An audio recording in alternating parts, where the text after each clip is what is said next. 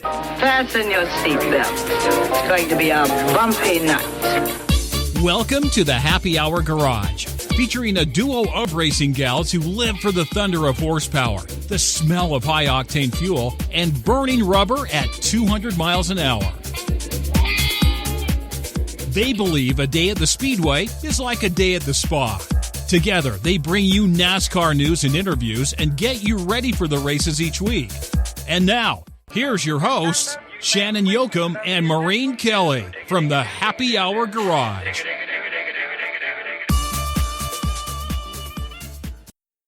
Gentlemen, start your engine.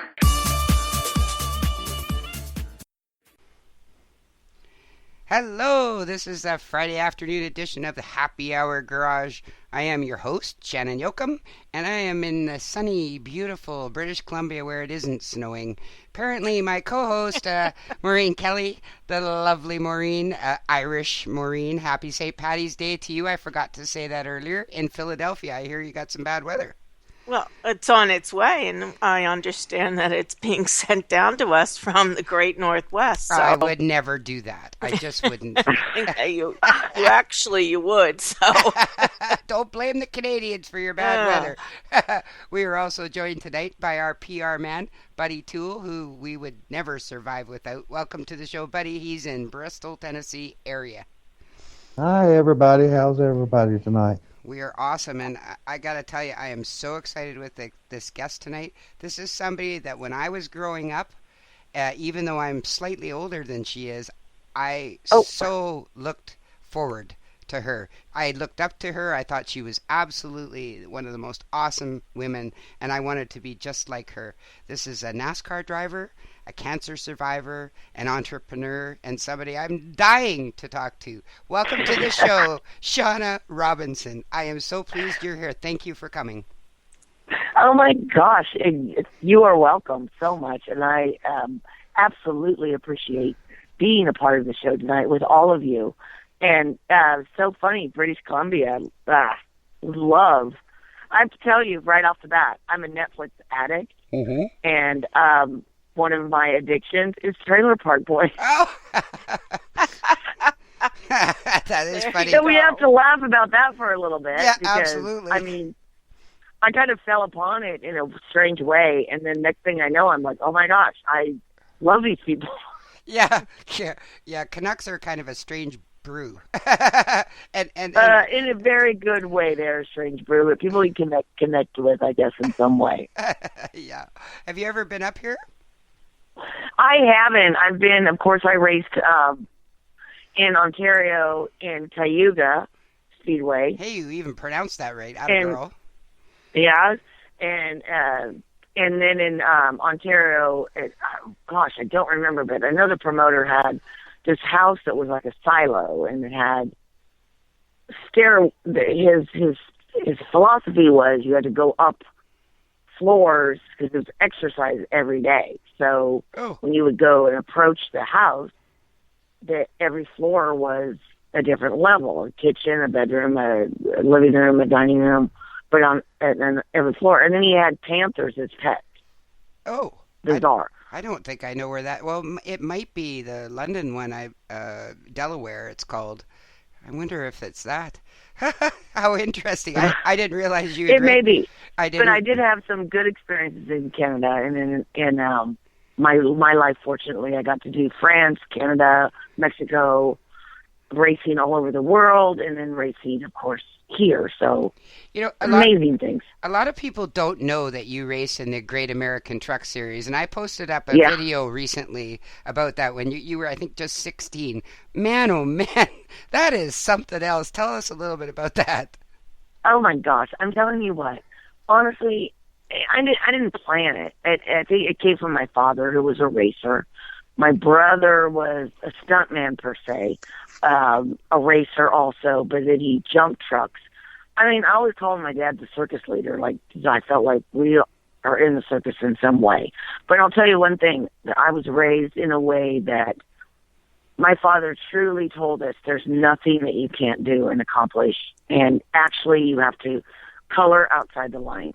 And that's the way I was raised. That's a good way to be raised. I'm grateful. I'm grateful for that. And I will tell you one thing, my two children, Tanner, who's now 19, Sam is 18 in the college, both of them, and they're so, like, no, they're not drivers in any way, shape, or form. I wish they were. They're not artistic in any way, shape, or form. I'm like, did these children come from me? Wait a minute. Well, I half think of them they did. are in a way. Half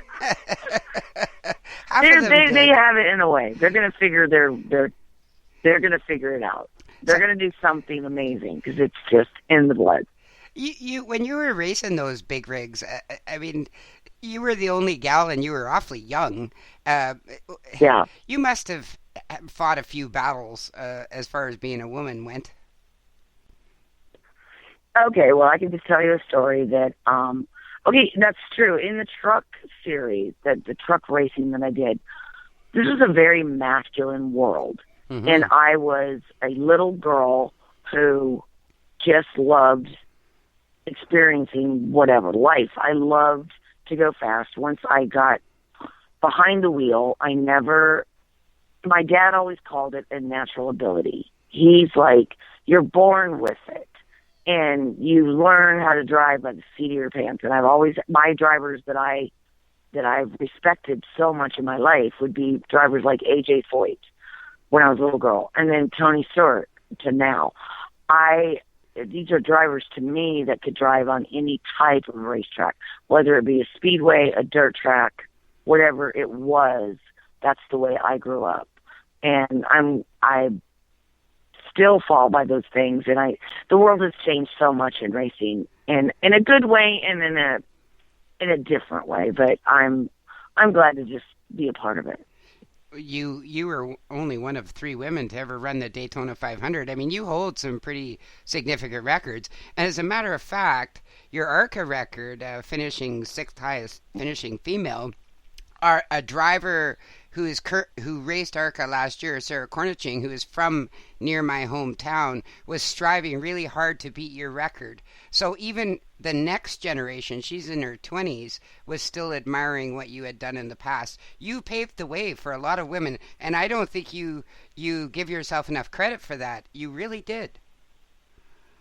I so appreciate you saying that, Shannon. Honestly, I really, really do. And you're right, I don't. And the funny thing is, Sarah now lives in the same town that Cheryl Ford was where I live. We literally are right down the street. We've actually crossed paths a couple times in restaurants and whereabouts. And she's reached out to me to maybe mentor her in some way. And I think we will connect on doing that. We haven't yet. It's funny when you said you reached gold in the highest ARCA, it made me cringe because I could have done better. And that's probably what I do, is look at things in life to where are you doing your best, and could you have done more? And I feel like in ARCA, oh my God, yes, absolutely. I felt that I should have done more, wish I could have done more, but at the time and the circumstances of whatever it was we were doing, we did the best we could do. But, oh gosh, yeah, it still makes me cringe to this day. And I still have, I went to Daytona in February. Oh, and, you were there? It had been, yes, Oh. It had been 10 years. Oh my gosh, it so makes me feel old. But I'm thinking, honestly, I'll tell you, after not driving anymore and focusing in other areas in design, I didn't not want to drive. People say to me, oh, would you just want to quit? And no, absolutely not. I did not want to quit. I just felt like I was in a place at that time to where I didn't want to be there that way. I didn't want to be a starting park. I didn't want to be in a situation where I couldn't excel or I always look at my life in my head as a graph, and you have to be going up, not sometimes you go sideways, and that's okay. You definitely go down a little bit in spots, but you've got to be back up, and then you've got to be going up. And I didn't feel that I was going up. And at that time, my kids were highly getting involved in sports and school, friends. And, I just felt like, what are my priorities? And my priorities were my children. Shawna, this is Maureen. Did you ever feel that you didn't have the same quality of equipment? Were you ever given the chance to drive in quality equipment? Well, what I was just saying about it towards the end, I don't feel like I did it all in any way, shape, or form. In the last Busch Series, I call it Busch Series, but in the last team that I was with in the Busch Series, not at all, and that's why I stepped away. Prior to that, in ARCA, Michael Kranifus was my owner, which at the time was Penske Kranifus Racing. Jeremy Mayfield was their Cup driver, and I was their ARCA driver. And then we did some limited Cup. He did step up and give me. They didn't judge me. I've ran into Marty Gaunt, who was a partner with Michael Kranifus, who was my spotter, who was my manager, team member. Those people gave me the abilities. Yeah, I will say that, people say, well, what's so tough about, is it the drivers? It's so hard to compete against these drivers. No, the drivers, you earn their respect you have to earn it on the track. They have to know that they can draft with you and be confident that you're not going to do something stupid. You can run side by side, not do something stupid. Drivers, you figure them out. The owners were a lot harder to deal with, I think, throughout the process of, here's what we need to do. We don't necessarily need to market the heck out of me until we start running well, and it'll come. Instead of, we're hiring you to market you, but we're not going to give you good equipment. Okay. Yeah, that's kind not going to work. Yeah, that's where my question lies. I worry about that for a lot of the women in the sport. Like I see Danica being marketed, and don't get me wrong, she's made millions. I have no problem with that. Absolutely, and she's a very good driver. I think now she's in quality equipment. There's no doubt in my mind. But I worry for the girls that are trying to come up through the ranks, through ARCA, K&N. I worry about it. Are they just being given some equipment, and it says, okay, you can pull our group forward that way? Just because you're a woman. Yeah. Yeah, but I'll tell you what. Here's my thought now. It is just as hard for a guy as it is for a woman. It's harder in different ways, but it's hard to get in the sport.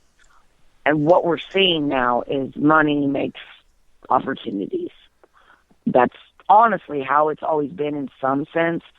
But I think owners like Tony Stewart, who, I'll go back to Kelly Earnhardt. Kelly Earnhardt, amazing woman, is who's responsible for bringing Danica into NASCAR. And then Tony picked it up from there and made, these are business people that make good decisions. But those doors were only open because Kelly opened them, who is a major spokesperson for women in the industry. She's an amazing woman. Yes, she is. All around. I decorate for her, so I might just shout that out. But yeah, but, I mean, but we all love her. She's amazing. Well, you know what the funny thing is? When I got the pole at Atlanta in '94 with Polaroid, and this will bring back the time frame that we're all in. I don't know about you, sir, but Shannon said he's older than me, or she's older than me, so it's I am. Yep. We're in the same time frame. Yeah. Okay. So we're all in the same time frame. So I'm in my race shop, and I get a fax from Kelly Earnhardt saying, "I'm so proud of you for getting the pole. You're my idol.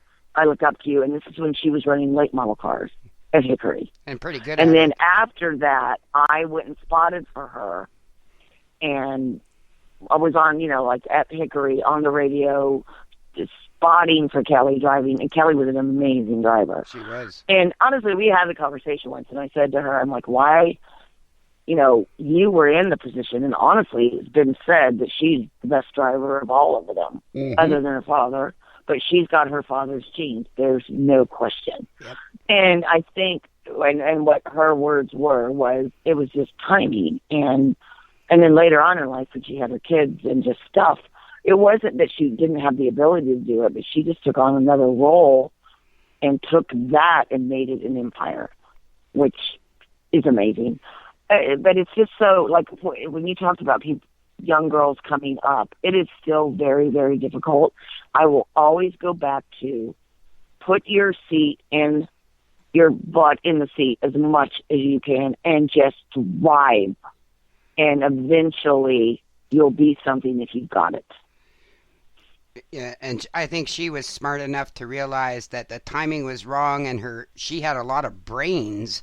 Like she's an amazingly smart woman. And this week this month is Women in NASCAR Month, and I noticed that NASCAR is doing a feature on her, and I can hardly wait to hear it. I mean, I really admire her. I think she's amazing what she has done, and I agree with you 100%. She is the number one next to her dad, and absolutely. We've interviewed a couple Earnhardts, and they've all said the same thing, that she was the one with the talent, and that truly is amazing. To me, whether you're black, white, Chinese, or a woman, it doesn't matter to me. It's whether you can drive a race car. That's all I care about. And she could drive a race car. Yes, she could. And she also had the head on her shoulders to be the businesswoman, honestly, she's a huge part of taking NASCAR to another level. That's what I give her credit for. She's absolutely, and I'll tell you what, the girl runs a business where she takes care of anybody that works at Junior Motorsports or goes through Junior Motorsports or the whole family. It is family. And that's kind of what NASCAR was and NASCAR is. When you go and you're a part of NASCAR, you're amazingly blessed to be a part of it. And it still is that way. When I went to Daytona, and again, I hadn't been there for years. I had gone through cancer. Before that, it was, when it would come January or February, I would be like sick to my stomach, because normally I would be testing and getting ready to go to Daytona. And then when I stopped doing that and having that in my life, I hated it. I honestly didn't know how to function. And what I had to do was just find another passion and then drive myself into that. So, hey, fortunately, I'm a woman that's had two passions in her life. Very few people get to experience that. And to go back to Kelly, I just can say that she's brought the family aspect is in her business too, with the way she runs the business, the way she's a boss. She is one of the people I would put on a pedestal of being my mentor, an idol, when actually she told me that I was hers. So how great does that make someone feel? How does that make me feel? Amazing. Shawna, this is Buddy. I have a fan question for you from Tyler. He wants to know your thoughts on Danica, and do you feel like she has the talent to make it at the Cup level? I'll tell you what about Danica. She's a racer from the beginning. I've met her younger when she was up and coming, and I think that Danica's had a tremendous amount of pressure on her, but the person that she is, that honestly isn't going to hold her back. And yes, to answer your question, yes, I do think she has the talent and ability to make it in the sport. I think she will make it in the sport, and I'm really proud to see her there. And I think that what she represents, especially on just a female, a real person, I think that people need to get to know her. Join her Instagram page. Look at her with her dogs. Look at her with her fitness and her workout and her person. And then when she's at the racetrack, she's totally focused. She's obviously got the camera on her at all times, which can be overwhelming. It was for me. It was like, people hated you for that. They were like, hey, yeah, whatever, you get all this attention. We didn't ask for it. But what we want to do with it is take it and make the sport better. And I think that's what she's doing. And I pat her on the back for that. And you spoke about the limelight and the attention, and I think it's even greater now in this day and age on Danica with Twitter and Facebook and all the social media. Can you talk a little bit about, I feel like she gets discriminated against because she's a woman sometimes. Did you face any of that when you were coming up through the racing ranks? Well, there was definitely opinions all around you, and I think that if there's anything that I could do now for girls up and coming, like Sarah, different Johanna Long, different drivers that are out there and trying to break that barrier, which I'm telling you what, it's hard to break. But what I wish that I could give to them that I didn't have was somewhat of a mental coach. I had a guy, when I broke my shoulder, I got the pole in Michigan, in ARCA. I outqualified Ryan Newman, which is hysterical because I borrowed his backup motor because this is when I was with Kranifus. He was with Penske. He was a young driver just coming into the sport. I think that this may have been one of his first or second ARCA races. And we blew up in practice. So Michael, my owner, went over to Penske's trailer and is like, hey, man, we need your backup motor, blah, blah, blah. So we put the backup motor in, and I got the pole. Outqualified him. Running up front strong. I think I was running second. Blew a right front tire, hit the wall, broke my collarbone, shoulder, ribs on the right side. Got home. I was in the race car the next week at Pocono, but the only reason I was is because I met a man by the name of Al Shuford, who at the time was a trainer for the Carolina Panthers. And I was we got home from Michigan. This guy calls me. Michael had called me, says, I'm going to get you some physical therapy. This guy calls me and he said, I don't care what you're doing right now, but you need to come here now. I'm like on my couch, in pain, hurting. He's like, I don't care what it takes for you to get here, but I will guarantee you, when you leave here, you will be able to grab onto a steering wheel and turn it to the left. You will be able to do that. Just get here. So I had a little girl that was helping me, a high school girl that was helping me with my kids, and she is now, let me just say, a teacher and does some physical therapy because of this process. She took me, drove me to the Panther Stadium. We got there. I got in this cold pool. I got in this wave pool. He did some things to my shoulder and my upper body that I had wrapped it, did whatever. I'm telling you what, when I left there, I could hold a steering wheel and turn it fully left. Wow. And I was able to get in the car at Pocono the next weekend. And later on, Al Shuford actually left the Panthers and went to work for Rick Hendrick as a trainer, which amazing. Yeah. It's amazing the opportunities that you get and the experiences that you have in life. I'm grateful for that. Your life is filled with so much, and I'm kind of taking you through time, but and there's lots we want to talk to you about. And one of the things that a lot of people don't know is your ex-husband was the engine builder, tuner, and jackman for DEI, and even when Dale Earnhardt was killed tragically, and what was all that part of your life like? I mean, when you're both in racing, you know, tell us about that. Well, you guys, I've always thought about this, and I don't know why I haven't done it, but I could honestly write a book that would be very interesting to give you all the juicy details of that time and our time. I can tell you this. Jeff Clark is the father of my children. We are absolutely respect each other so much. We did go through a lot. I honestly met Jeff. Davey Allison used to he would spot for me.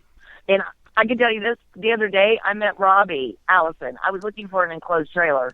I go by this lot to go look at these trailers, and who do I run into? Robbie Allison. I'm like, oh my God, you're Davey's son. That was so. But Jeff was working for Yates, for Davey, and then Ernie Irvin, actually, we're standing in line when you used to have to stand in line for credentials to sign in. And Ernie and I are standing in line, and he's like, oh, I've got this guy I want to introduce you to. And I'm like, yeah, whatever. That's how we met. And he did. He introduced me, or tried to introduce me, but we never, ever made it. Like, we went There was supposed to be like a track I was going to go to, or he was going to be there, and we were supposed to meet. We never met.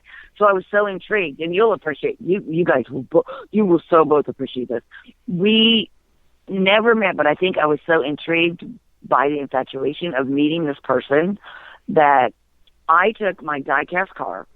I had read this book, some kind of self-help book, like How to Be a Confident Woman, whatever. And this guy talked about that he was at a dinner party, and he saw this woman across the room, and he so wanted to go talk to her. He so did it. He's just like, oh, my gosh, this is somebody that I have to meet. Well, the night went on, and he never did make that happen. The next day, he's like, I should have done that. Or I'm not sure how exactly it came about, but he took a rose and put it on her desk the next day with a little note that said, how about dinner? And it ended up they went out to dinner and they met. But it was just like, they didn't. And so anyway, to get back to my story, I put a die-cast car in the mail. I first called the secretary that worked for Roush Yates and asked her about him, like, what's his story? Does he have a girlfriend? Because I didn't want to get involved in all that. And she's like, no, he did. They broke up, blah, blah, blah. So I mailed this car with a note that said, how about dinner? To him. That's creative. And then with my phone number. And that was it. It was a die-cast car, the Polaroid die-cast car. How about dinner? And my phone number. And then he called me. I drove from Spartanburg, where I was living, to Charlotte area. We met. We had dinner. It was great. We never stopped from that point on. We went out. We ended up getting married. And then I sent him a little pair of baby booties and with a little note that said, how about a baby? That's how Tanner came to be. Very good one. I know. Honestly, it was just like, that was, I even have a better one. I so wanted to drive for James Finch. I'd always wanted to drive for James Finch because he always had the best hard cars. Pruitt was driving for him at the time.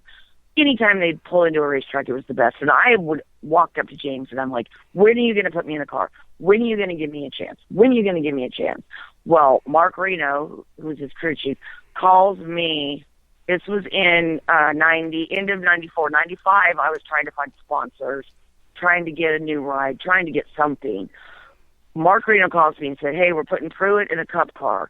We're going to test. Will you come and drive our ARCA car at the test, and then maybe we'll put you in the race. Oh, my God, I hung the phone up. I went and took 5 more pregnancy tests. I was like, holy crap, really? So I called Mark back, and I'm like, listen, here's the deal. I could do this. I want to do this in a minute, and nobody would know. I mean, I'm very early, but I'm pregnant. And it was like dead silence. Oh. And then next thing he says is, well, hell, I have to tell you, that's the first excuse I've ever heard from a driver. Seriously, that's what happened. But then you know what? Tanner was born in 96. Sam was born in 97. And then I effing drove for James Finch in 99 and finished second at Daytona under caution. I would have won that race. It was just the way things work out. They work out for a reason. and you're not with Jack anymore, but you're friends still. Oh, we're absolutely friends. We absolutely friends in every way, shape, or form. In fact, when I went to Daytona, he was the first person I ran into, and then he's texting me, hey, I just saw your old crew chief. They want to see you. Meet over in blah, blah, blah. Meet over here. Come over there. That's how we are. It's how we are. And I'm still, I've not missed a holiday with his family. With my kids, all of us always get together every holiday. I'm still a huge part of the family, and that's just how we are. And you know what? I wish that I could reach out to divorced couples or people when they take things out on their kids and they make things such a battle. It doesn't. Right. They're doing it because they're selfishly doing it about themselves, but all it does is hurt your children. So stop it. Stop being stupid. So agree and think about your kids. Maureen can testify to that. Yeah, and I'm wonderful friends with my ex-husband, and his family and I remain friends, and he celebrates all the holidays with my family. And we did it initially for our daughter, who's the same age as your kids. My daughter just turned 20. She's at university. We did it for her. And but it just becomes easier. It's just so much easier. Your whole life is easier that way. And I know how much your kids must love this, that you can do all that. How did you ever? I can't, I was trying to picture myself like in 2000 to 2006 when my daughter was little. And I had a career then. But I'm wondering, like, how did you have a career then and get to these different places and still have two kids? Okay, it's so funny you say this, Eric.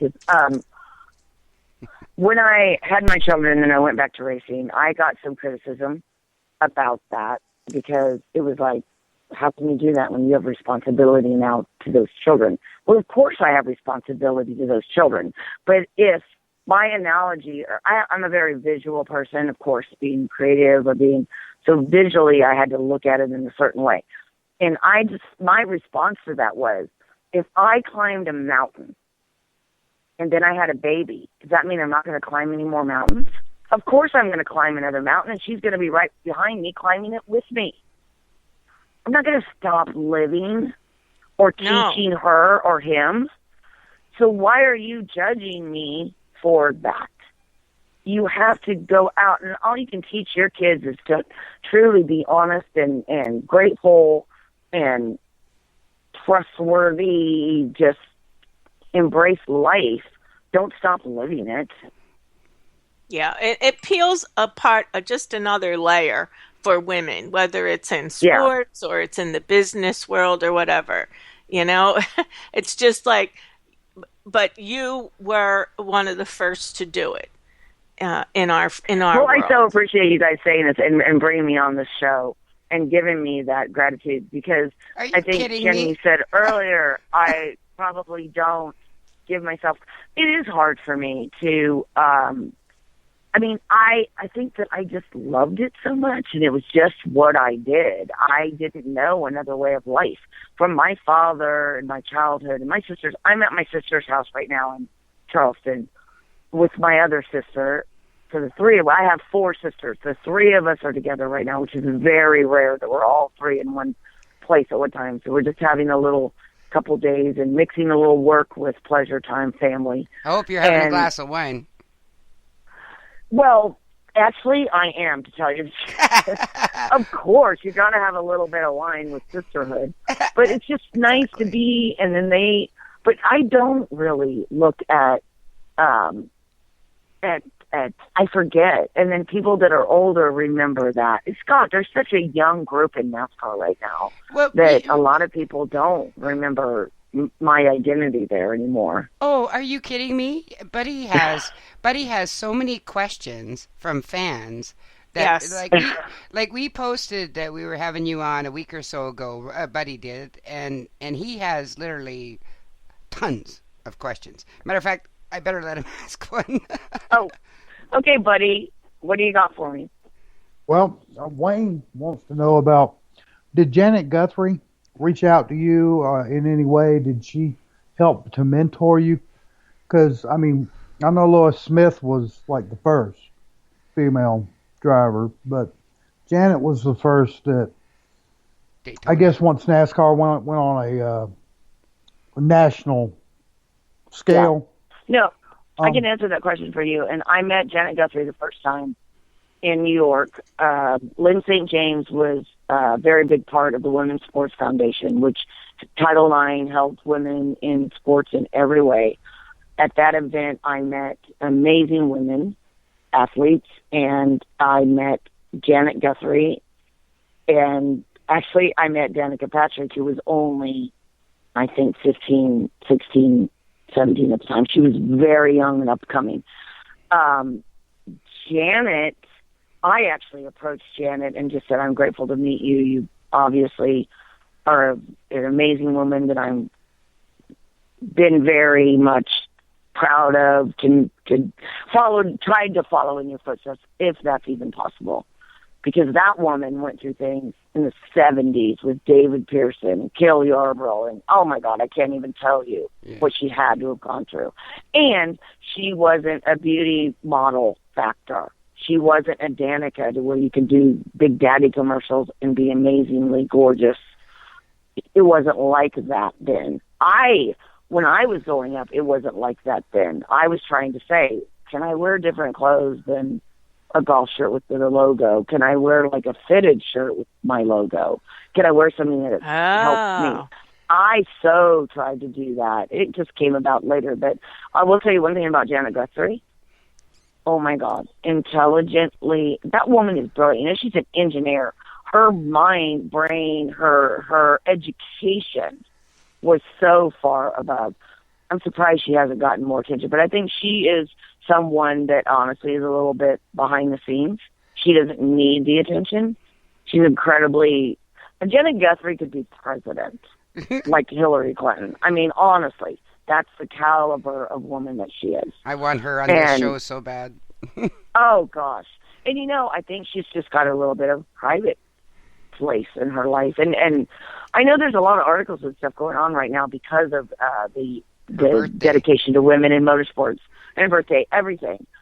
So I don't know if you can reach out to her. I know Lynn in a way that I could pick up the phone and call her. Lynn is always an advocate for any woman in motorsports. But Janet's very much private with her private life, and I respect her for that. Absolutely, and you know, I would love to have her on this show. We're pretty nice. We're not nasty. You know, if you got a way to get her on this show, I would love your help in that. I mean, she is to me the pioneer of all that for the rest of you guys, and it's interesting that you approached her that way, like Sarah has approached you. And you know something, I hope you and Sarah hook up, because she's a really special girl and she has a hell of a lot of talent, and I hope it's so that you funny. two We've mix actually we've crossed paths a couple times now, and she's called me. We've missed calls. It's just been like a thing of just not connecting. But the funny thing is, we're literally, I think, right down the road. Her shop is right down the road from where I live. And you know what? I need to step in and go just say, let me help. I'm not asking for anything. I think for me, I want to step up and help her, like I said earlier, in the mental factor of it. Exactly. Because that man that I met, Al Schufer, that helped fix my bones and got me to the racetrack, when he went on to Hendrick, he mentored me a little bit in the garage area when I went to go cup racing. And I was like, whoa, okay, I'm in the cup garage. He taught me how. He's like, you have to enter and exit the garage area like you own the world, and you have blinders on to the people to the right, to the people to the left. You're in your zone. And you have to be, to me, there's always somebody that helps give you that extra way. They're not the people that's going to tell you what you want to hear. They're the people that are going to tell you what you need to hear. Exactly. And you might not like it. That's right. Yeah. Yep. And you might not like it, but the thing of it is, and you might be mad about it, but I'll guarantee you'll wake up the next day and say, damn, she was right. Mm-hmm. No, Sarah's the nicest person. She really is. You would enjoy her, I think. She's a very inquisitive person. We've had her on many times. She's a good friend of the show, and that would be really interesting. Honestly, you guys she brought this all adores back you. up, and she had reached out and called me, and I have not gotten back to her. And I'm telling you what, after we hang up, I'll guarantee you tomorrow, when I get back home to Charlotte or Sharpsburg, I'm going to reach out to her. Thank you. There's some reason that we need to be, I mean, my gosh. Yes. Yeah. How weird is it that we're right there? She's from Canada, and Yes. she's there. Exactly. She's from my hometown practically. She's right up the road from me. Matter of fact, I worked very hard to try and get my company was a big sponsor in the Canadian NASCAR series. And when our driver retired, I worked my tail off trying to get sponsorship for her because she is so talented and focused. Her work ethic is amazing. Like, and I think you have to. You said this, you touched on this earlier. It's hard whether you're a man or a woman in this day and age. I mean, she's doing it without a big honking sponsorship behind her, but she's proven her worth and she's going out after it. And she just, she has so much going for her. And the thought of you two together just makes my hair on my arms stand up. Oh, that's a good thing. It is. Well, there's a reason we need to be, and honestly, you guys have really pushed in, like, wait, why am I not, like, continuing to follow up with this girl? She's reached out to me. I've called her back, but we never connected. But she is honestly reaching out to me, and I need to get back with her and meet with her. And I think that there is something there that I don't know what I can really do to help, but I guarantee you I could help some way. Just mentally, I think I could help. Well, you've come through so much. I mean, you you think about your life. You started out at 16 racing 10-wheel freaking trucks, right? You were the rookie of the year. You've been the most popular driver. You've won lots of races. You set track records, and then somebody came along and said, "I'm going to give this woman cancer." Talk about that. That's the thing when you hear the words. I didn't really think there was no way. Honestly, I made a doctor's appointment because I just wasn't feeling right. I think any woman knows. I think if a woman can pay attention to her intuitive self, you listen to it. Just don't ignore it because it is reaching out to you in some way. Mm-hmm. And intuition is such a powerful thing. And I had made a doctor's appointment because I just wasn't feeling right. I was like, something's not right. I don't feel right. I don't know why. But I cry at every moment, blah, blah, blah. Could have been hormones. Could have been, who knows what it could have been. But I made the doctor's appointment, and then actually the night before, I had felt a little pebble on my left breast, and my best friend had come over, and I just said, okay, this is weird, and I'm not even worried about it, but I'm sure it's nothing, but I just kind of felt this thing. What do you think? And she's like, oh, I'm sure it's nothing, even though I knew she was scared to death. And I'm like, oh, I'm sure it's nothing. I mean, I'm not even worried about that. And when I went to the doctor, she walked into the room, and I was like crying. I'm like, oh, I don't know why I'm here and what's wrong with me. Fear. But this, exactly. And she's like, oh my God, girl. This is the woman that birthed my babies, my gynecologist that delivered both of my children. And I'm just like, I don't know what is wrong, blah, blah, blah. I went talking about that. And then I said, oh, by the way, I found this little bump or pebble. It's probably a cyst you need to remove.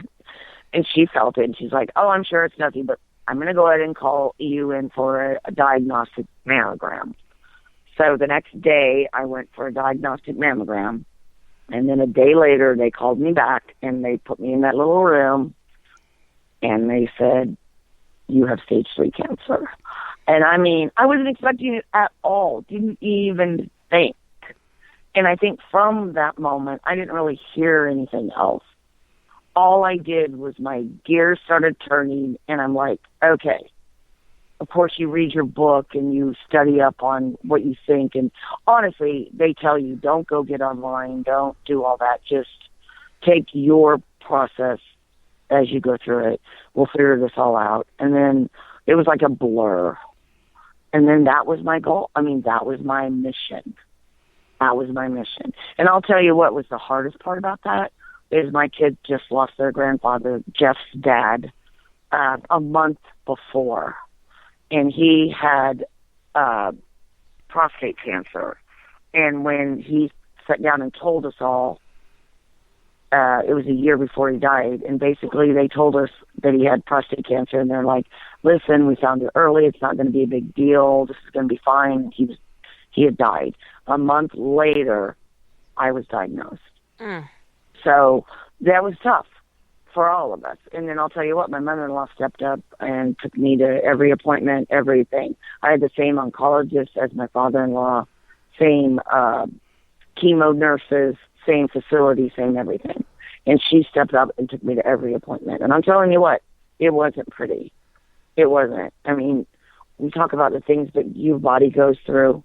Even right now, like I'm so grateful now that I'm healthy and I'm cancer-free, but man, I'm weak. My bones are fragile, and it sucks, but I got through this. You beat it. That's right. And that's it. That's the bottom line. So every woman fears that, hun, and our own buddy and it almost chokes me up to say this, has just been diagnosed with lymphoma. So he was very much looking forward to this interview to hear that, I'm sure. Yeah. Shawna, Well, I mean, Shawna, that was- first of all, I'm so sorry, and I hate to hear that he is, and is he doing okay? Yeah, I was diagnosed with lymphoma before Christmas, and I went through some chemotherapy. That is in remission. What I'm facing now, I have to go in for a bone marrow biopsy. She's concerned that I've developed leukemia because my red and white cells are both extremely elevated. Your words just now they're very powerful, and I mean I threw a little pity party last weekend. The ladies, my best friends, Maureen and Shannon, helped me get over that, and I'm not going to let it get me down. You know, you have to stay positive. You know what? We have to have a pity party every once in a while, believe me, and you deserve to have that. But then let me tell you what, you pick your ass up from that pity party, and you go on to the next day. Exactly. But That's what we told them. Yep. Yeah, Yes. you sound just And like you they do. did. Yes, and you do. If you can lose all your hair and still look in the mirror and go out in public, you can do that. Oh, and you know, when I did do that, what's the funny thing is I went to a couple of events bald. I didn't get into wigs or anything till later. But I will tell you one thing, for me, and actually I shared this with Sherry Pollock, Martin's girlfriend, who is one of my very best friends, and going through cancer. You know, she's with ovarian cancer. Oh my gosh, completely different scenarios. What she's going through and what she's doing for that. But the thing is, you know, I didn't realize that she felt the thing. I was having chemo. She had just had surgery and like 2 floors up in the hospital in Charlotte. And I knew that basically they cut her open and dumped her pretty much to get that cancer out and then sewed her back up. And I went up, and her mom and her sister were in the room, and I had just had chemo. And I went up there, and I'm bald, and I'm like, go up in her room, and I'm like, listen, girl, look at me right now. And I started doing jumping jacks. I'm like, I just did chemo, and I'm doing jumping jacks in your room. You're going to be fine. You're going to get through this. I didn't know how else to, like, do that. And she did. She got through a process that has been still in what she's got to go through. But what we both realized and had a discussion about recently was when you're done and when you're told that it's your last treatment, you get a little lost. That was the hardest part for me, was after. I didn't know what to do. And I had a little breakdown. I'm like, I didn't know what to do with myself. You had so many people that were kind of guiding you and taking care of you, and that you would go in and you'd sit in that chair for 6 hours with a thing in your port. Right. And you know, you'd fall asleep. You'd watch Netflix. You'd do whatever you would do. You had that every day, basically. And then radiation, you had every day. You'd go to the same people. They'd have the cast mold of your body, and you'd lay in it, and you'd go through it every day. Then when you're done, after you didn't know what to do. I honestly felt a little lost. I didn't know what to do. And when I said that to Sherry, she's like, oh my God, I felt the same way. I honestly had the heart.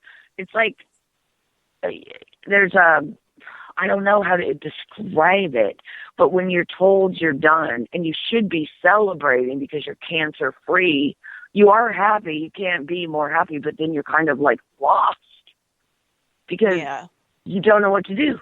I think it maybe explain it. I've never been in prison, and I hope I never am. But maybe I don't know how to say this. But maybe if you're in, say, a facility and you're being taken, you're in like a routine of you get whatever routine, and then you're done, and they're like, okay, you're done now, you're out, and like, what do you do? That's a great analogy. I was thinking to myself when you were saying it. So your identity was as a race car driver and a mom. Yeah. And then the next section comes in. Now you are a cancer patient. And now where are you? And then you're not. And then you're not. Now where are you? Now what are you? Now I'm a mother. I'm a sister. I'm a caretaker of my mother. I'm trying to make every day progressive in some way. I'm a designer. I'm creative. I'm passionate. I'm a friend. Those are great. That's all I can say. Talk about your happy chairs a little bit. Oh, gosh, I'm just getting ready to go to Texas. Okay, Texas is huge. Miranda Lambert bought 8 pieces from me 2 years ago. Well, I guess the last time I was there before cancer. They're in her bed and breakfast. Amazing. Whoopi Goldberg bought a piece of mine. I have not been as involved in creating lately because I've been so involved in designing homes. I'm doing a couple new builds right now. So I'm picking everything with the builder from beginning, from everything, flooring, to faucets, to fixtures, to the furniture. It'll all be done. So I've got 2 builds going on. So I've been in the decorating world a bit and will be even more because we're getting now, both these houses I'm working on should be move-in ready August, September. So 2 of my clients are going to Texas to meet me there. Well, I'm going to set up for a show, but at the same time I'm going to shop. And we're going to find unusual objects, interesting things, and bring back. I know it's amazing. Texas is literally, it's like 30 miles of just stuff. It's like crazy stuff. Yeah. I mean, the people, crazy stuff. and I'll tell you what, you hear the people that shop there. Whoever does the stage set for Ellen DeGeneres, those two things are in front of her seats. I know exactly where they got them. That's where they bought them. But that's what they do. I'll tell you what, in another life, I would have gone into set design and theater because I guarantee you I could rock that. Because I can create a space. And that's why I do charities now. Like with Sherry and Martin, I do the Catwalk for a Cause, which is a huge charity and has done so much for kids with cancer. And I am in charge of the whole creativity of that place. So this year our theme is beach, outdoor beach, but it's not going to just be beach because I wouldn't let it just be beach. I wanted it to be more Hampton style, black and white stripes. I love that show. Crystals a little bit, but also the beach. Yep. So and Sherry loved that. She's like, "Oh my God, yes." So we didn't want it to be about grass skirts and pineapples. Lays. It has to have the upper level to it. So that's what we're gonna do. I do the creative stuff in my store that I work in, so I'm totally with you on that one. Yeah. I have 2 sides to my brain. One is NASCAR and the other one's art. You need to go to Texas with me next week. So in the next week, I'm going to Austin. It's about an hour out of Austin. Where I set up is a little place called Warrenton, Zap Hall. But it'll be Round Top, the vicinity of. And I mean, amazing. And then I'm going to meet clients down there. We're going to shop. I'm going to sell my pieces. I don't have a whole lot. I'm probably only taking 7 finished pieces, but I got a lot of artwork and clothing. I'm doing clothing now. Wow. Oh, wow. I didn't know that. Yeah. Yes, I am doing some clothing. I haven't marketed it at all. It's just going to been stuff that I'm playing with, but just think Free People Bohemian style. Okay. That's me. I love that. That's me. That is so me. Exactly. Me too. Yep. So at some point, when I get a little further with that, I would love to come back on your show and talk about it. Oh God. And I don't even have it on sale yet on my I haven't even kept up with that. Right now I'm just trying to work every day and design beautiful homes and I know, take care of my mother and all of that. I know Buddy's got something on this one. Yeah, I was just wondering. I love that, like the American Picker Show. Do you ever take old items and repurpose them in your designs? Yeah, way before they did. Yeah. Oh, okay. I've been doing it for a million years too. But they are from Iowa, and yeah, way before they did. But let me tell you, it probably took those guys, years to get that show created. Oh, absolutely. They were doing it for years before. Nobody, I mean, and now it's like all over. Oh, I love those guys. I think they're great. Yep. I think all those shows are staged so much. So I don't know. That's like, yes, of course, I take things and or I work with people that do that for me. Because I mean, it does you like I'm saying here. I'm going to get this object, this piece. I see it as a light, but am I literally going to be the one to make it into a light? No, I'm going to take it to my guy that knows how to do that, and the house won't catch on fire. Well, that's a true so that's success, how it's right? really done. you got to go to the people who know how to do stuff, right? Exactly, but exactly. No, I love the Pickers, though. I mean, absolutely. My sister actually met them in the airport before their shows got on TV. Because they were both from Iowa. They were flying out Iowa somewhere, and they told their whole spiel. And, yeah, absolutely. I'm sure they'll be in Texas shopping, because that's what you do. You go there to shop for people. Got another... Switching gears. Sorry, Betty, you got another fan I'm question? sorry. Yeah, I'm switching gears back to the racing thing on a fan question. Stephen wanted you to talk a little bit about your opportunities with BAM racing. And by the way, we had Ron Hornaday on this morning, and when I spoke to him prior to the show, he told me to make sure I told you hello from Ron on the air. Yep. Mm-hmm. Yes, he did. Oh, my God. Thank you so much. And I'm so grateful. I love Ron Hornaday. He's a sweetheart. And, yeah. We love just having let me him tell on. you. Listen, we need another hour of a show for me to discuss BAM. And I will discuss it. This is like I told you guys. Honestly, I do need to do a book because it would be very entertaining. But I will tell you one thing. Ron Hornaday stepped up. He got in that race car when they pulled me out of it. And he said, I can't cuss on the show, but if I could, I would. You can. He said, oh, I can? Oh, okay, well, he said, what the fuck are you guys talking about? Because she is telling you what this car is doing. You're just not listening to her. And they weren't. Yep. That's kind of what he indicated. He did. He did. He thinks the world of you, and he's he's an absolute sweetheart. You know what? That guy's a driver. He is a driver. He is. And I'll tell you what, he respected me. I earned his respect. Do you realize what that means? Mm-hmm. I mean, I that's a earned his four-time respect. champion. I didn't just meet him. I didn't just meet him and be like a pretty face or whatever. Nope. I raced with him, and he got an equipment that I was driving and told me I knew what the hell I was talking about because that's exactly what your car's doing. Yep. But when you hear it from somebody, that was, I cannot even tell you that whole situation. I didn't, on the get-go, I said, what are we doing here? Why are you hiring me to run a cup car when you need to hire me and have a Busch team and let's go win some races? And then put Musgrave at that time was like, because I could only think of like a driver that didn't have a ride or whatever, but that was experienced. Put somebody in a cup car to learn. I had a rookie crew chief, a rookie owner, and a rookie driver. But you know what? Danica didn't, and I had nothing against Danica. I love her to death, but she didn't make the 500 on time on her first road out. Nope. I did. You did. And you know what? You should stand awfully proud for that girl.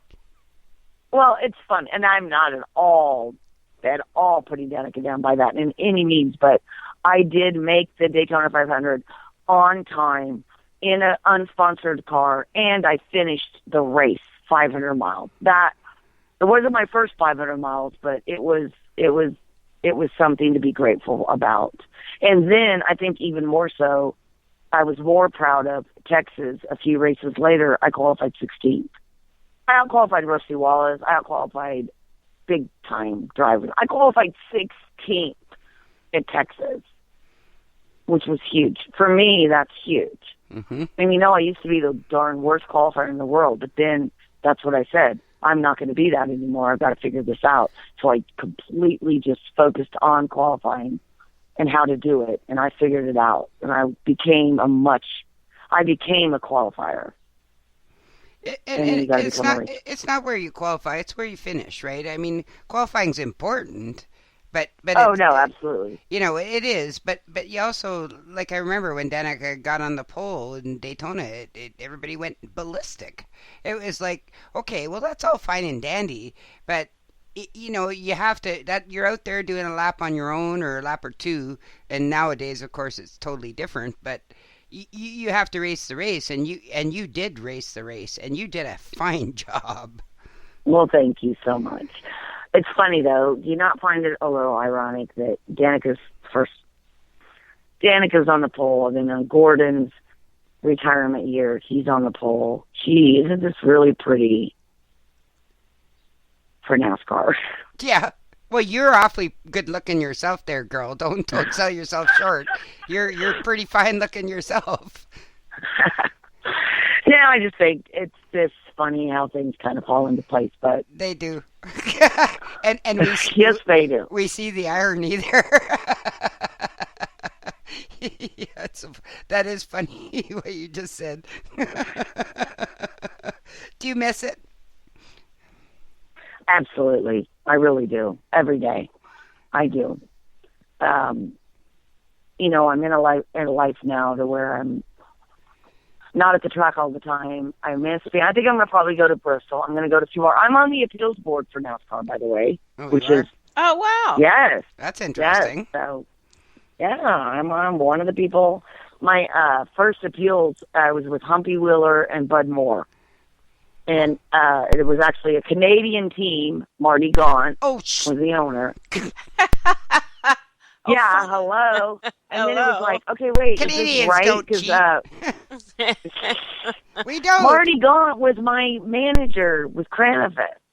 So I'm like, wait a minute, can I actually be on this board? And we have like connections as far as you were basically my team owner, and now I'm on an appeals. But he ended up losing the appeal, and he had to pay the fine.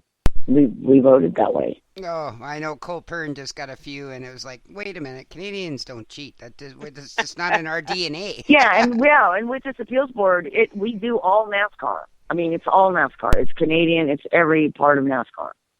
But I will tell you one thing before we close up. I don't know when that will be, but I will. I'm going to reach out to Sarah. She's reached out to me. We've just not connected, but I'm going to make that happen. And we'll go from there and see what happens, you guys. That would absolutely make my day personally. It really would. I mean, it's been fantastic just to have you on here personally, because you've always been an icon of mine. And I know Buddy, Maureen and I treated Buddy, you know, because he works so darn hard, and he's getting through this cancer stuff, and to perk him up, we gave him tickets to Bristol. So I'm really hoping that the two of you can meet, because that would be great, buddy. Let's do that. He'd be so pleased. Yeah, very. Shawna, I'll give you a call. I'm going to be there Friday, Saturday, and Sunday in the spring race coming up. Maybe we can hook up. And that would be fabulous. And I'll tell you what, I will. And please do call me, and I will let you know, like, when, what, where, what's going on. I would love that. You know, because when you go to the track now, the hardest thing about going to the track after the fact is you're not comfortable. And that's why it's hard. You don't really have a place to be. You're not really sure. Like, you don't have, like, your trailer and your car and your stuff and your crew members, and so you feel a little lost. So yeah, I'd love to have you, somebody that I could like hook up with. Let's walk around and let's talk about stuff and just enjoy races now. Well, you hooked up with Billy Fulcher at Daytona. He put a picture up of you two, and that was so cool. He's a friend of us as well, and that was really cool. And you know what? I so get that, because I sometimes feel that way too when I'm walking around the garage. I was a huge Jeff Gordon fan for 23 years, and when he retired, I felt like I was left out in La La Land. And I'm walking around the garage in Daytona, and I don't have a driver, right? Yeah, yeah, a place to be, a designated spot, a place where you know it's kind of like your home base. Exactly. And fortunately, I went to Daytona with some friends. Doug Richards, who has been Oh my God, he was Darrell Waltrip's crew chief. He was Dale Earnhardt's crew chief when he was Wrangler. He's been around for years. A very talented man. And his wife and I actually introduced his wife to him 33 years ago to the time. They just celebrated their 31st anniversary. I met Robin 33 years ago and introduced her to Doug. And it's so funny. I went to Daytona kind of with them. I stayed in their motorhome. I just kind of like, that was my base. I had a base. Otherwise, I would so have been lost to just go there. But yeah, that was really enjoyable to just kind of have people to hang out with that you respect, you love, and then you kind of get to run into other friends, people you haven't seen in ages. You know, it's really important, Shawna, that people know about the past. I don't honestly think that people can appreciate the future, which thanks to social media, we know everybody's opinion constantly. That how can you comment on the future unless you know where you've been, right? And that's always been our mantra of this show, and we're huge fans of this. I saw when I was at Daytona, I was taking a break from the garage, and I was sitting in the fan zone, and I see Leonard Wood, who I just had finished talking to in the garage, walking around the Sprint fan zone, and it amazed me that people didn't know who he was. You know, he had his shirt on, his 21 shirt on, and yeah. I think 3 people went up to him out of the millions that were down in that fan zone. And our goal in this show has always been to bring the past to the present and let people understand about what formed. You are a huge former of what is happening today. And that is so important. And don't ever sell yourself short for that, because you know what? You made a lot of marks on people, and that is so important. Not only in racing, but in cancer. You have 2 huge accomplishments there, and don't sell yourself short. Thank you for that. And it's so funny you mentioned Leonard Wood, because when I was in Daytona, he was one of the people that I walked up to, and he doesn't know me from Adam, and I just said, "Hey, Leonard, first of all, I love your driver, little Ryan Blaney. Mm-hmm. Oh my God, love him so much. Isn't he awesome? Yeah. Oh my God, I know Dave Blaney from. Well, I used to be in love with Dave Blaney back in the sprint car days, dating. He ended up marrying a girl from Iowa, but unfortunately, it wasn't me. But loved it. That's funny. That's another chapter for the book. Oh, this book is like going to be huge. You should tell us a little bit more about that, girl. Yeah, maybe I will at some point.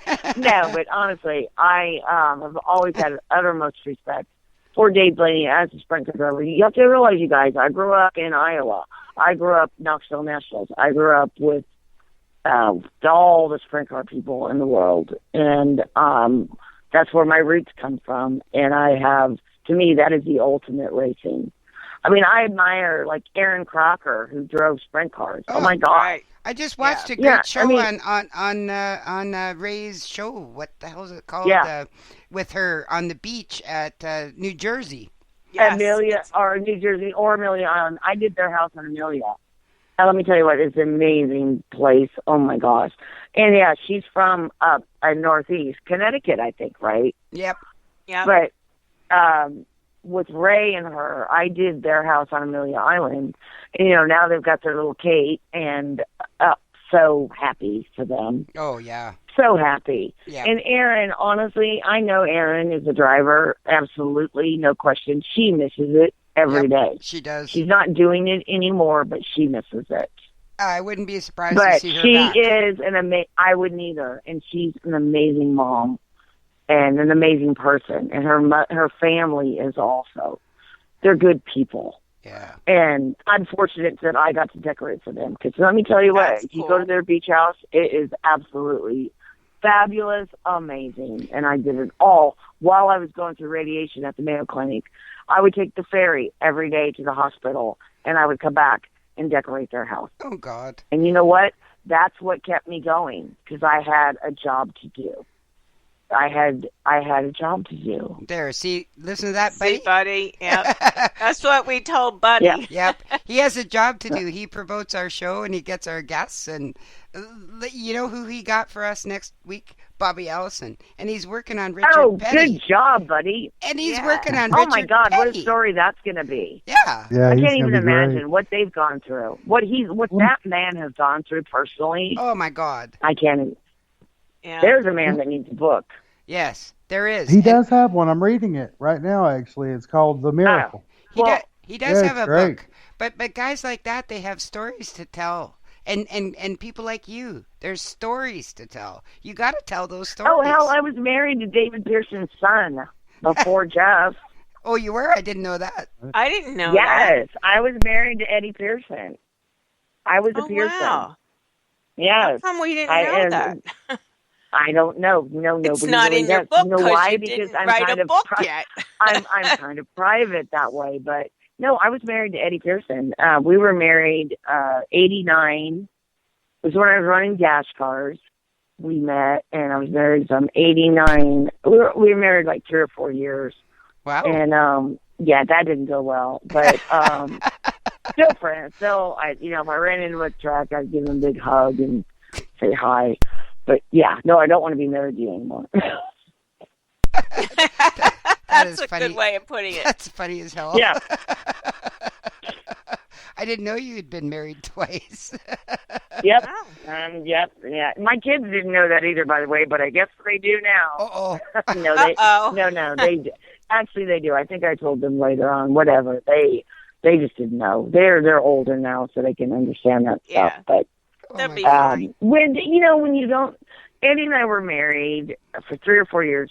We didn't have children.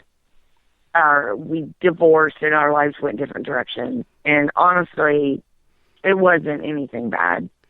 It was just when you have kids with somebody, it's different, and that's where there's that bond. And there's never ever will be not a time that I won't know what Jeff Clark is doing or what his family is doing, because it's my family. Well, his family nursed you through all this horrible cancer, Yeah. right? Yeah. I mean, Absolutely, yes, absolutely did. They did.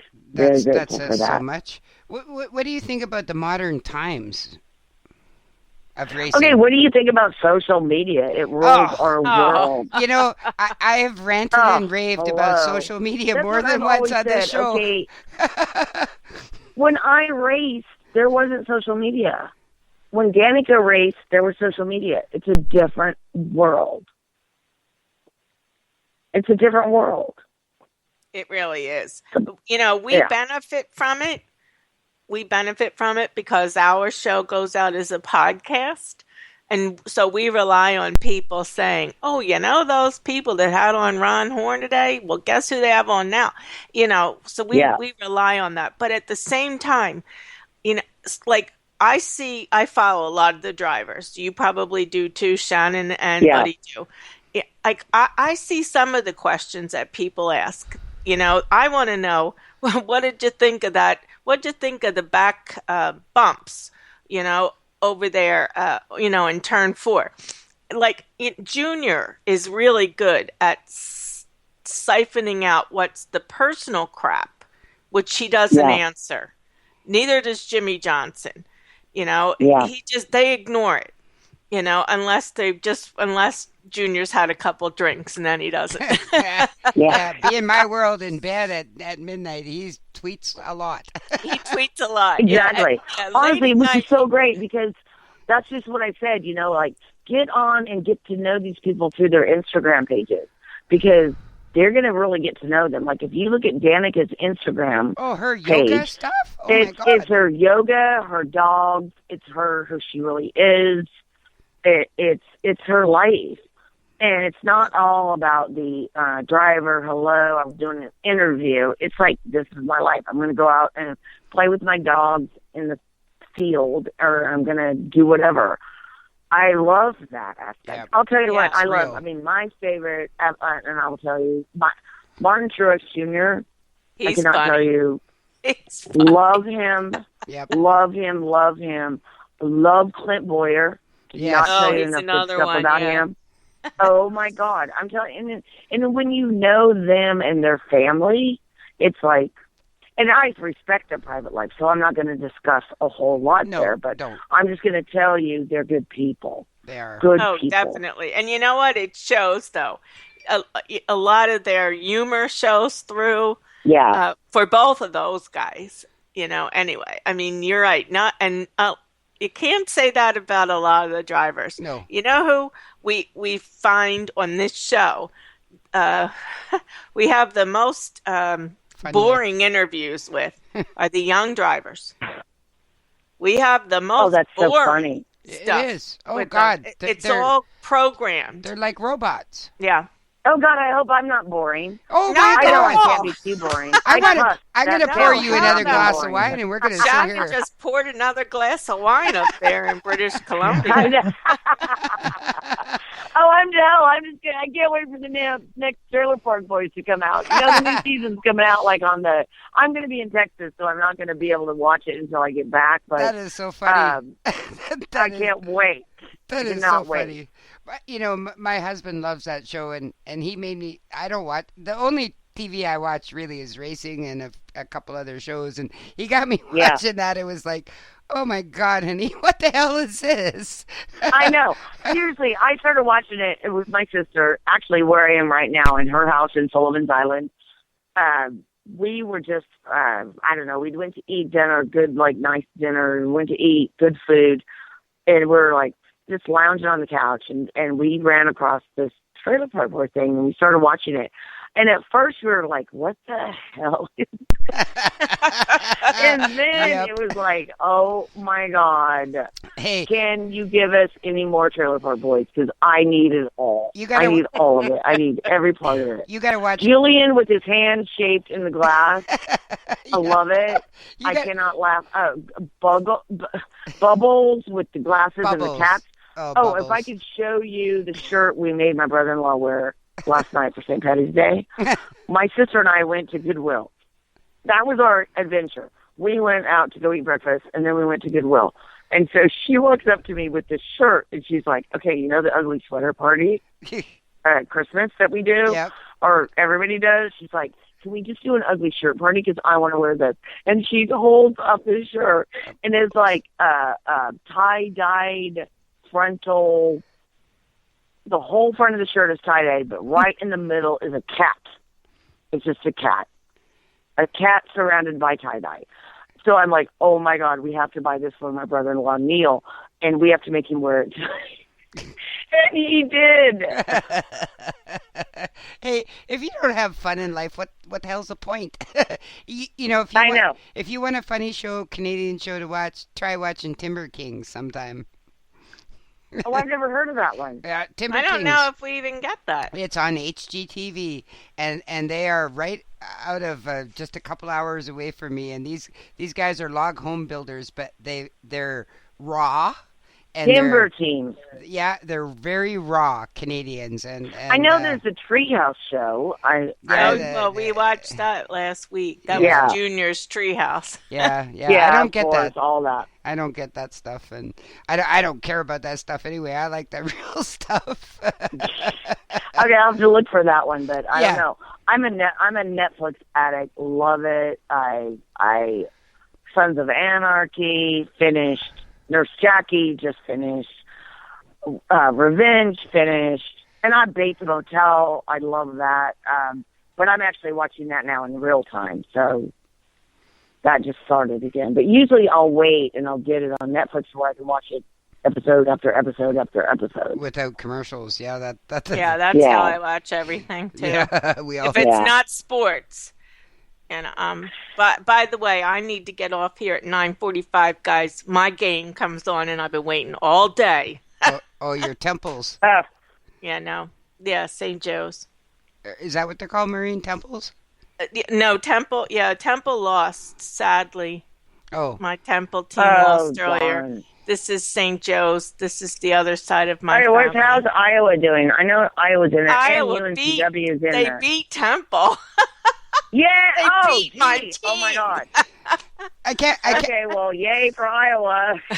I can't believe you. Oh, and I know my daughter. We're rooting for UNCW two is in there, different too. teams out of 64, and her team won. Yeah, okay, great.